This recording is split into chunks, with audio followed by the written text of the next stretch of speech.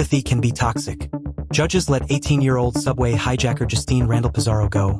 Not once, not twice, but 5 times this calendar year in an apparent bid to show mercy. But all they've really done is allow a clearly troubled teen to rack up a rap sheet of more than a dozen arrests this year.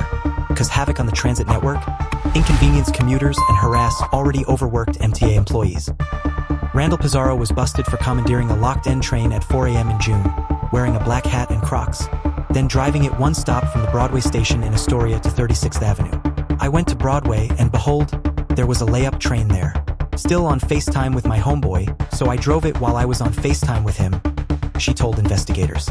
And, I don't know, we was just fooling around, turning up on FaceTime like while I was driving it. A teen wandering the streets at 4 a.m. and hijacking subway cars is begging for help. Clearly something is very wrong on an individual level. Not to mention, she poses a massive danger to herself and others. That joy ride easily could have collided with another train. And this isn't even her first go-around. Why was she out and about?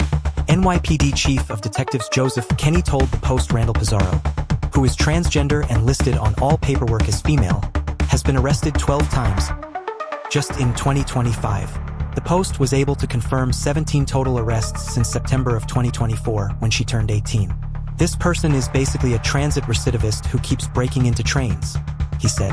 When she breaks into them, she moves them, she steals items, train keys, things of that nature. All these arrests appear to be in vain. Every time the police nab Randall-Pizarro, the justice system seems hellbent on letting her go with a slap on the wrist. On June 23rd, she entered a train cabin and allegedly stole a female conductor's bag. Prosecutors asked for $20,000 bail or a $60,000 bond, but a judge released her on her own recognizance. On June 1st, she supposedly took control of a different train in Brooklyn. For that, a $25,000 bail or $50,000 bond was requested. Yet again, a judge set her loose on supervision. On May 26th, she was accused of pepper spraying an MTA worker in the face on board an R train.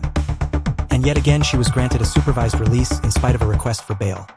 And again, in a May 15th case that saw her supposedly steal a backpack from a motorman's cabin with keys and an MTA escape mask, a request for a mere $2,000 cash or $4,000 bond was denied, and a supervised release was once again granted instead.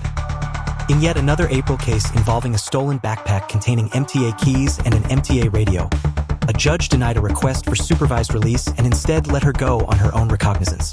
Assistant District Attorney Olivia Mittman has also said in court they have video of Randall-Pizarro subway surfing on the top of a train.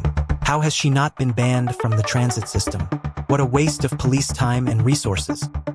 What an unnecessary ongoing menace to MTA workers. Whatever happened to the promise, assaulting MTA New York City Transit subway personnel is a felony punishable by up to 7 years in prison, written on signs all over. How much travel has she personally disrupted? And what a disservice to Randall-Pizarro herself.